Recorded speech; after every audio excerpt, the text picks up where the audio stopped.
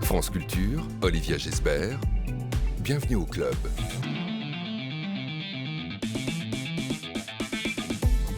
Bonjour à tous. Un club de la danse aujourd'hui avec Chloé Lopez-Gomez, ex du Staatsballett, passée par le Bolchoï, par Nice ou encore par l'Opéra du Rhin.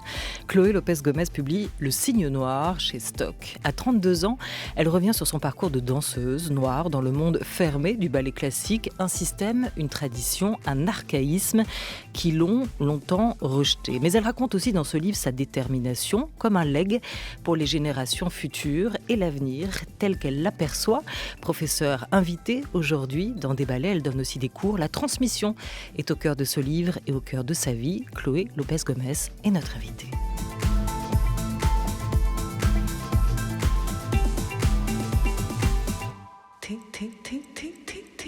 Une émission programmée par Camille Berne et Anouk Delphine, préparée et coordonnée par Laura Dutèche-Pérez, réalisée par Félicie Faugère avec Élise Le à la technique. Je vous en disais un mot hier, le prix des libraires, il a été rendu, il a été remis et on connaît désormais le nom du lauréat, c'est Gilles Marchand pour Le Soldat désaccordé aux éditions Aux Forges de Vulcain, à retrouver dans toutes vos librairies indépendantes. Et bonjour à vous, Chloé Lopez-Gomez. Bonjour. Où on peut également trouver votre livre, à vous, votre livre parcours, votre livre récit qui paraît chez Stock. Aucune place n'est jamais donnée, écrivez-vous. Au mieux, elle s'acquiert, au pire, elle se conquiert. Ouvrir les portes ou les enfoncer quand elles restent closes, c'est ma seule option, c'est mon seul credo. Quelle place vouliez-vous acquérir ou conquérir ? Lorsque j'étais plus jeune ou là maintenant?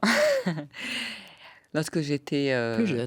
oui, lorsque j'étais enfant, en tout cas, je rêvais de devenir danseuse étoile en France, d'intégrer l'Opéra de Paris. Pour moi, mon parcours n'a pas été très très simple, étant issue d'un milieu très modeste. Ma mère était femme de ménage, mon père était maçon. La danse classique coûte extrêmement cher. J'étais aussi l'aînée d'une fratrie. Mon frère cadet ainsi que ma sœur cadette ont eux aussi fait de la danse classique. Et ma mère a dû cumuler les ménages chez les particuliers pour nous payer notre éducation.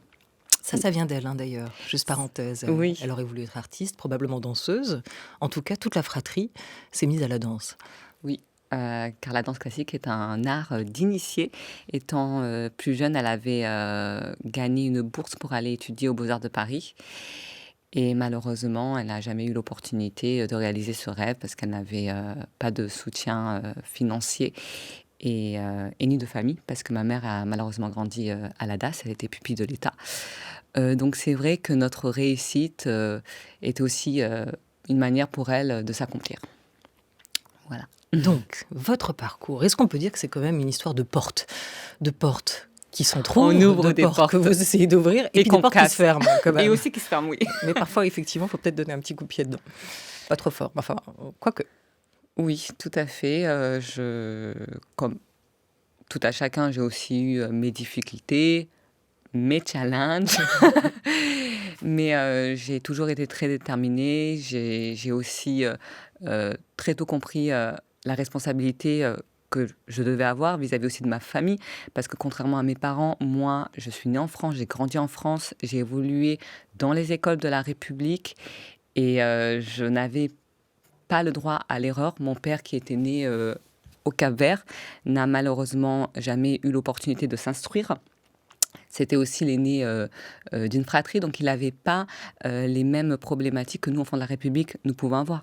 Ces problématiques, c'était: est-ce que je vais manger dans 2 jours ? Est-ce que je ne vais pas encore perdre l'un de mes frères ou l'une de mes sœurs par la maladie ? Donc j'avais aussi cette pression du côté de mon père par rapport aux études et par rapport à la réussite. Je n'avais pas le droit à l'échec. Donc forcément, ça a forgé mon caractère et ça a aussi forgé ma détermination. Aucune place n'est jamais donnée, vous le dites. il y a un mot, celui de fatalité, que vous n'acceptez pas et que vous barrez d'une grosse croix rouge. Être à sa place, c'est toute une quête, toute une recherche. Être à sa place, c'est aussi un essai de la philosophe Claire Marin, paru aux éditions de l'Observatoire, où justement elle montre, elle raconte, elle explore cette quête de place et l'importance du désir dans cette recherche d'une place, à soi, dans le monde, en soi, au milieu de son entourage. On l'écoute. Il y a une illusion selon laquelle il y aurait un lieu géographique, spatial, identifiable, qui peut-être me permettrait mieux que les autres d'être moi-même. Et je crois qu'il faut être vigilant par rapport à cette idée-là, que les choses iraient mieux si j'étais ailleurs. Il me semble que c'est un horizon qui sans cesse se déplace au fur et à mesure qu'on croit atteindre le fameux lieu en question. Et je suis assez méfiante vis-à-vis de l'idée d'une espèce de pouvoir magique des lieux qui serait là pour nous révéler ou enfin nous permettre d'être adéquatement qui nous sommes. Je crois que ce lieu qui nous convient, il est avant tout intérieur. C'est avant tout une place en soi qu'on déplace avec nous, d'une certaine manière. C'est vrai qu'il y a des lieux qui révèlent, des lieux qui entravent, et puis il y a peut-être cet autre lieu, ce lieu intérieur, comme le définit la philosophe Claire Marin. Est-ce que celui-là, vous l'avez trouvé ? Je l'ignore encore, je suis toujours en quête de ce lien intérieur. En revanche, je refuse d'être limitée à une box, en fait. Je refuse qu'on me colle une étiquette. Aujourd'hui, pour moi, il me semble important de garder ma liberté, mon indépendance, et je n'ai aucune obligation de rentrer dans le moule, de cocher des cases. Je suis maîtresse de mon destin et de mon avenir. Oui, ne pas entrer dans les cases, hein. C'est ce que vous dites, et vous parlez de cette détermination qui a été la vôtre, le fait que vous n'aviez pas le droit à l'erreur, pas le droit à l'échec depuis toujours. Ce combat qui a été le vôtre, c'était peut-être un combat pour trouver sa place, sa bonne place, celle où on se sent bien, mais c'est aussi un combat contre les préjugés. En 2018, après 3 ans au sein du Béjart Ballet de Lausanne, vous êtes la première danseuse noire à intégrer le Staatsballet de Berlin. Alors au début, c'est quoi ? C'est une énorme fierté. C'est un accomplissement. C'est un accomplissement dans la vie d'une danseuse d'intégrer ce genre d'institution. Par exemple, en France, on a l'Opéra de Paris. En Allemagne, c'était le Staatsballet de Berlin. Mais surtout, j'avais décidé de postuler suite à un changement de direction. Pour moi, c'était important de retourner dans une compagnie de répertoire de ballet, parce que Béjart, malheureusement, on faisait que du Béjart, mais aussi de m'essayer à de nouveaux genres, comme le contemporain. Donc forcément, Berlin, ça a été un peu une révélation. Nous étions à peu près 300 à l'audition. Audition de 2 jours, extrêmement dure. Mais dès le premier jour de cette audition, une des maîtresses de ballet, des responsables du corps de ballet, a dit qu'on ne devait pas me prendre, malgré mon talent, parce que j'étais noire, et qu'une femme noire n'était malheureusement pas esthétique dans un corps de ballet, parce que elle attirerait trop l'attention. Donc ça a été assez compliqué, parce que au cours de ces 3 dernières années, j'étais sous sa tutelle, et elle était responsable. Parce que vous serez prise finalement, hein, Oui, pardon, excusez-moi. malgré son avis négatif à elle. Oui, j'ai fait Vous allez quand l'unanimité. même intégrer le ballet. Mais elle a aussi voté pour moi, c'est ça qui est surprenant. Elle n'avait pas vraiment le choix, mais elle a dit je vote pour elle parce qu'elle est bien, mais je pense vraiment que ça va être un problème à cause de sa couleur de peau. Donc oui, pendant 3 ans, j'ai vécu le racisme de manière ouverte et violente, hein. Ce n'était pas du tout subtil, hein. C'était à travers des corrections. On ne voit que toi quand tu n'es pas en ligne parce que tu es noir. Quand tu n'es pas musical, on ne voit que toi parce que tu es noir. Enfin, c'était des choses comme ça. Donc ça a été très très compliqué. Mais dès le début, j'ai fait remonter ces abus auprès de la direction, qui m'a annoncé que cette maîtresse de ballet était protégée par des contrats à vie. Là où votre contrat est annuel. Exactement. Enfin, ceux des danseurs. Ouais. Voilà. Donc, d'un côté, il y a les institutions qui protègent ces maîtres et maîtresses de ballet. De l'autre côté, nous avons la précarité de nos contrats de 1 an non renouvelable. Donc, j'ai bien compris que si j'allais plus loin, je je risquais malheureusement de perdre mon travail. Et les places sont extrêmement chères dans ce milieu. Il y a énormément de compétition pour des places qui sont au final inexistantes. Mhm.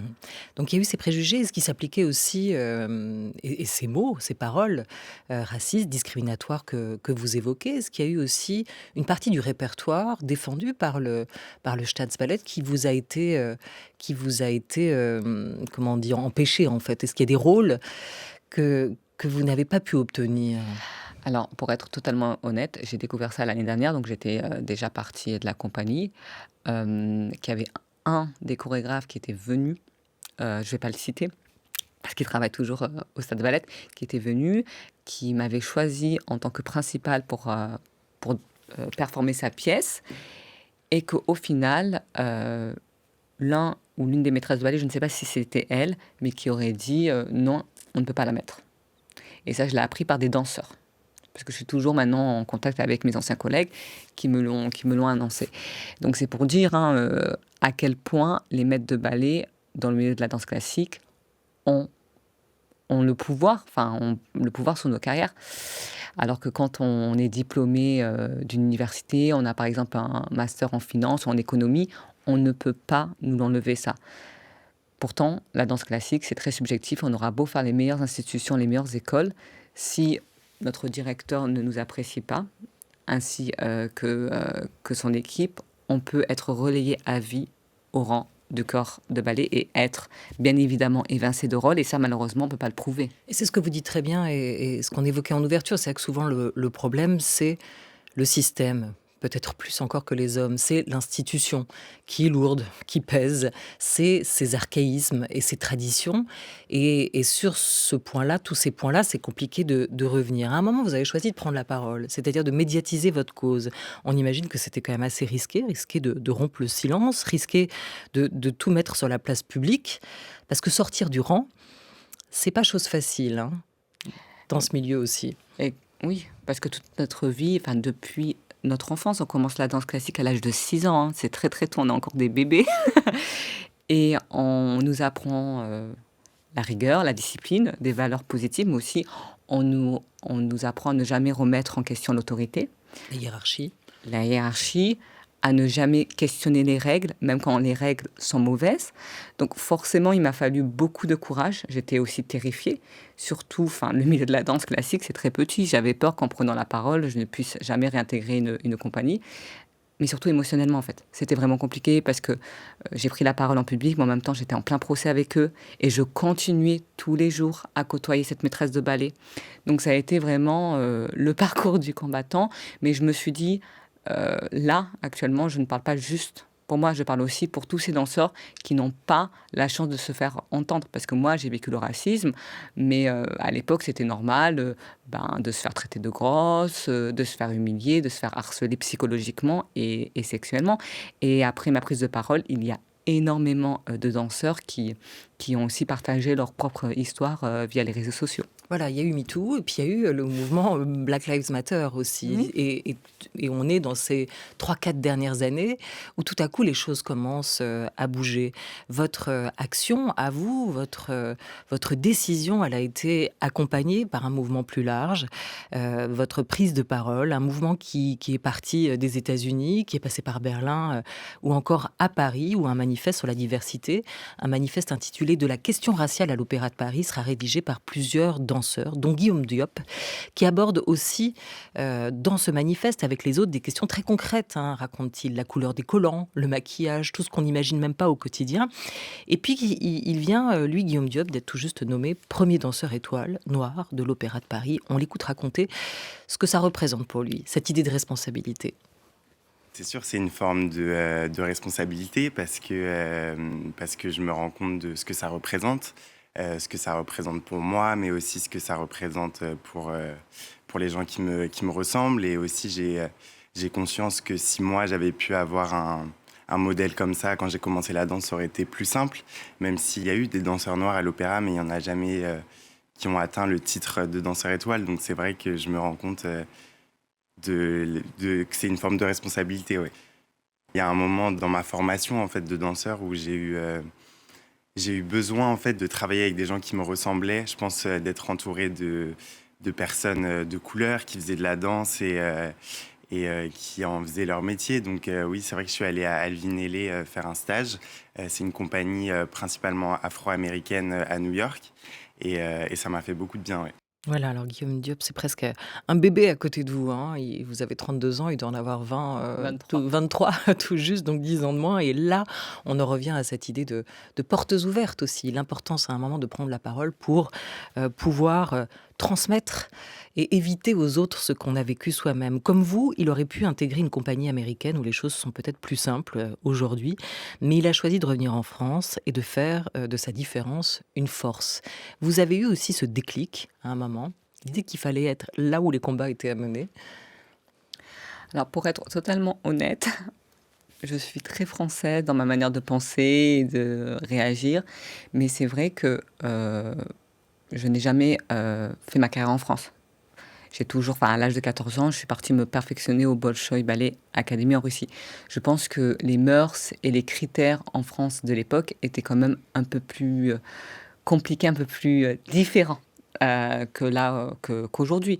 Et puis, le peu de danseurs de couleur qu'il y a en France, ce sont des métis. Faut pas oublier, moi aussi, je reste une personne métisse. Mais il est vrai qu'à un moment donné, j'avais aussi envie de rentrer. J'avais le mal du pays, en fait. Là, j'ai 32 ans. Je trouve que c'est assez difficile de continuer sa carrière à l'étranger. Je pense qu'il y a aussi beaucoup de choses à accomplir en France, en termes d'éducation, en termes de transmission, en termes aussi de management de ballet compagnie. Je pense que la France a besoin de plus de femmes dans les théâtres, dans les compagnies, et plus de femmes jeunes aussi. Donc ça, c'est un peu ma prochaine étape.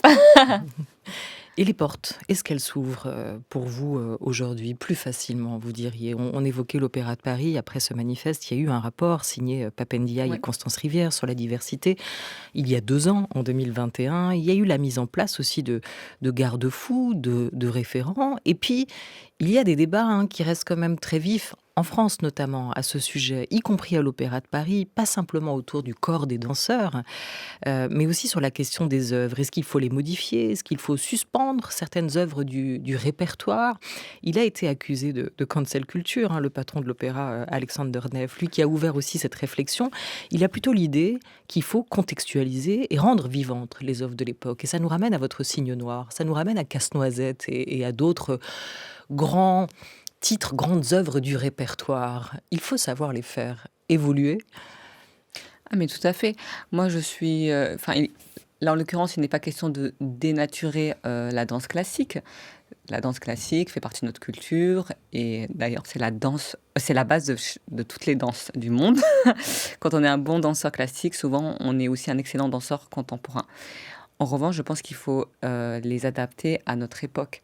À partir du moment où il y a des pratiques qui sont offensantes, comme les blackface ou le white bleaching, et qu'ils offensent une partie de la population, je pense qu'il faut juste les annuler, en fait. Il n'y a rien de choquant, en fait. C'est juste vivre avec son époque et peut-être créer de nouvelles pièces où il y a une plus grande représentation des personnages. Mais au niveau ballet, moi, je trouve qu'il y a rien à changer d'un point de vue chorégraphique, en tout cas. Pas d'un point de vue chorégraphique, Voilà. Et ouvrir les œuvres aussi à l'époque, à ce qui se passe, Oui. et à cette diversité finalement. Oui, diversité ethnique, diversité sociale.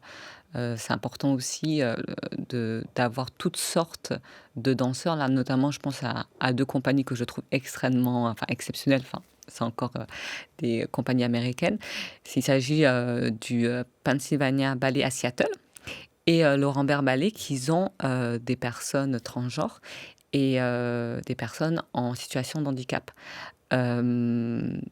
Ces danseurs sont exceptionnels. Quand on les voit, on ne se dit pas « Oh mon Dieu, ce sont des mauvais danseurs parce qu'ils sont handicapés ». Non, bien au contraire, on oublie leur handicap. Alors qu'en France, je pense que pour engager des danseurs qui sont en situation de handicap, il faudra encore des décennies et des décennies. Bon, il y a un travail fait par des chorégraphes comme Jérôme Bell aussi bien pour évidemment, mais ouvrir les mentalités, notamment sur ces questions-là. Bien évidemment. Ouais. Mais là, je parle de grosses compagnies nationales, en fait. Vous aimeriez travailler avec qui aujourd'hui? En tant que danseuse ou en tant que... En tant que danseuse.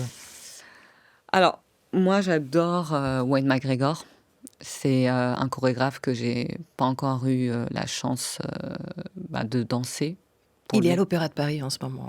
Oui, je sais. Je suis une grande fan avec le Dante Project. C'est un chorégraphe anglo-saxon. C'est l'un aussi des premiers chorégraphes à avoir mis des danseurs noirs dans ses chorégraphies, alors avoir vraiment donné l'opportunité de performer en tant que principal. J'adore les thématiques qu'il aborde, j'adore les décors, les costumes. C'est très moderne. C'est très moderne. Voilà pour cet appel qui est lancé indirectement. Mais quand même, on va revenir aussi et encore sur ce parcours qui est le vôtre. Quand la parole ne suffit plus, il y a la justice, hein, Chloé Lopez-Gomez. Ce recours, cette action en justice contre certains responsables du Staatsballet, vous l'avez mené. Pourquoi? Est-ce que c'était une reconnaissance ou une réparation que vous souhaitiez obtenir? Pour être complètement honnête, j'étais pas partie pour aller en procès, en fait. Quand je me suis plainte du racisme que je vivais, j'ai vu qu'après tant d'années, il n'y avait aucune mesure concrète qui avait été prise. Et malheureusement, ça a affecté ma santé. Je suis partie en dépression. J'étais sous antidépresseurs. J'étais aussi hospitalisée. Donc le racisme, au final, tant qu'on ne l'a pas vécu, on ne comprend pas l'impact que ça aura sur notre organisme. Et à partir du moment où il n'y a aucune mesure qui a été prise, j'ai décidé effectivement de me battre. Mais comme je l'ai dit, je me suis battue pour moi, mais je me suis aussi battue pour tous les danseurs qui n'ont pas la chance de se faire entendre. D'autant que vous aviez déjà eu affaire à la justice, enfin pas vous directement, mais pour faire libérer votre mère qui a été mise en examen pour non-assistance à enfants en danger, ceux de son nouveau conjoint qui a succédé dans sa vie à votre père. Et vous le racontez dans ce livre, hein, vous n'avez pas du tout gardé un bon souvenir de cette période-là parce que la justice n'est pas toujours juste. Parfois, il faut aussi la secouer pour qu'elle se réveille. La loi regarde au travers du prisme des privilèges de ceux qui l'appliquent, constatez-vous dans ce livre, hein, tel que vous le racontez. Oui, du jour au lendemain, à l'âge de 18 ans, ma mère a été incarcérée. Et en fait, ça nous a plongé, mes frères et sœurs, ainsi que moi-même, dans une grande précarité, parce qu'à l'époque, ils étaient tous mineurs. Le dernier, âgé de seulement 6 ans, a été placé à l'ASES. Nous n'avions aucun lien avec mon père, nous n'avions aucun lien ni avec ma famille maternelle et paternelle. Et du haut de mes 18 ans, j'ai dû me battre pour faire sortir ma mère de prison et me battre pour récupérer mon frère. Et là, j'ai été confrontée au système français. La juge des enfants a imposé de moi que je trouve un 3 pièces pour accueillir mon petit frère, alors que parallèlement, il vivait dans une salle surpeuplée de préadolescents. Je trouvais que sa demande était aberrante quand on est confronté quand on est confronté à la réalité du logement dans Paris et sa banlieue. Mais je me suis battue. J'ai cumulé 3 jobs. Donc, si vous voulez que je vous fasse un détail de mon planning, c'était de 22h30 à 5h30 du matin, je travaillais au Quick des Champs-Élysées. Puis je rentrais chez moi, je dormais 2 heures. De 10h à 15h30, je travaillais dans une boutique de collants. Et de 16h jusqu'à 22h, je travaillais en tant qu'hôtesse d'accueil dans une étude d'avocat. Et j'avais 30 minutes pour courir sur les Champs-Élysées et rebelote. Et ça, je l'ai fait pendant 6 mois. Et vous n'avez rien lâché, si ce n'est la danse, pendant cette période. Oui, que vous avez retrouvée par la suite. Oui, ouais. Mais ça, vraiment, pour le coup, c'était vraiment pas ma priorité. Il y a eu des membres de ma famille qui ont grandi à la DAS. Et malheureusement, quand on devient pupille de l'État, souvent, on peut être victime de prédateurs sexuels. Et j'avais tellement peur que l'histoire se réitère avec mon petit frère que toutes mes pensées allaient à l'égard de mon petit frère. Donc la danse, je l'ai mise volontiers de côté. Voilà, plus que vos pensées, vos actes aussi, c'est ce que vous venez de raconter. Toute votre énergie a été mobilisée dans cette bataille-là. Pour savoir où l'on va, il faut savoir d'où l'on vient. Alors d'où vous venez, vous, Chloé Lopez-Gomez? Vous avez commencé à nous le raconter un peu. Vous revenez au début du livre sur le passé de vos parents, sur vos origines capverdiennes, sur la figure du père, Marie Volage et père violent, qui avait confectionné, racontez-vous, un martinet que vous surnommiez le dragon avec votre sœur et votre frère. La fratrie qui n'a cessé de vouloir s'émanciper aussi, hein, sortir de cet ordinaire dont vous avez très tôt pris conscience qu'il ne l'était pas. Quelle émotion, quel sentiment ces années-là ont nourri en vous, diriez-vous, aujourd'hui, Chloé Lopez-Gomez? La colère? Alors pour être complètement honnête, moi ce qui m'avait le plus fait mal, c'est que je comprenais mes parents. Je comprenais là d'où ils venaient. Je peux malheureusement pas me plaindre de ma vie parce que je comprends que mes parents ont eu des vies extrêmement difficiles. Et moi, contrairement à eux, encore une fois, je suis née en France. En revanche, quand je rentrais à la maison, j'étais confrontée au choc culturel. À l'école, on m'apprenait à devenir une jeune femme forte, à penser par moi-même. On m'apprenait aussi les règles de la société. Et je rentrais à la maison, j'étais confrontée à mon père qui vivait encore pour lui en Afrique et qui estimait qu'il nous donnait déjà assez. Il nous nourrissait, il nous donnait un toit, il nous habillait. Et pour lui, c'était juste suffisant. Et malheureusement, il a réitéré les erreurs de ses parents, en fait, sur nous. Donc pour moi, c'était extrêmement difficile parce que moi, je me voyais en tant que Française et non personne racisée. Ça a été le premier à me faire comprendre que ma couleur de peau pouvait être un problème de notre société. Vous avez pris vos distances à un moment, et puis les portes de l'école de danse de l'Opéra de Paris s'étaient refermées après un échec au conservatoire. C'est là que vous partez à 14 ans pour Moscou, que vous intégrez la mythique école du Bolchoï en Russie. C'est une autre école, c'est aussi une autre école de la danse, et avec beaucoup de différences. Votre parcours va continuer d'un endroit à l'autre, vous allez monter les marches, passer des étapes. Aujourd'hui, est-ce que vous l'avez dansé, ce lac des cygnes, d'abord? Est-ce que vous avez été le cygne blanc et le cygne noir? Alors déjà, d'ici quelques mois, je serai de nouveau le cygne blanc. Parce que n'en plus, en fait, maintenant. Non, là, c'est différent, parce que là, je vais danser pour un gala, je vais faire le rôle principal, donc c'est différent. Mais tout au long de ma vie, oui, j'ai beaucoup performé le lac des cygnes dans le corps de ballet. J'ai beaucoup aimé, hein, ça forge le caractère, c'est extrêmement dur. Il faut les tenir, hein, les 4 actes, hein, c'est quand même 2h30. Mais voilà, c'est pas un ballet que j'ai envie de refaire toute ma vie, je l'ai assez dansé. Qu'est-ce qui vous a donné des ailes? Des ailes? Dans la danse ou... Moi, ce qui me fait vibrer, c'est le fait que sur scène, on puisse incarner toutes sortes de personnages et devenir la personne que l'on rêve d'être. Une femme fatale, une spirit, une fée, une reine. Et au final, qu'importe notre background ou nos origines, en fait, le spectateur n'a pas à le savoir, en fait. Et aujourd'hui, c'est aussi cette idée de transmission, puisque vous êtes professeur, invité dans différents ballets, que vous donnez des cours en ligne sur une plateforme que vous avez lancée. Ma plateforme Bold Step. Donc c'est les pas audacieux. Chloé Lopez-Gomez, l'audacieuse, le cygne noir. Votre livre vient de paraître chez Stock. Merci 1000 fois à vous. Merci à vous pour l'invitation.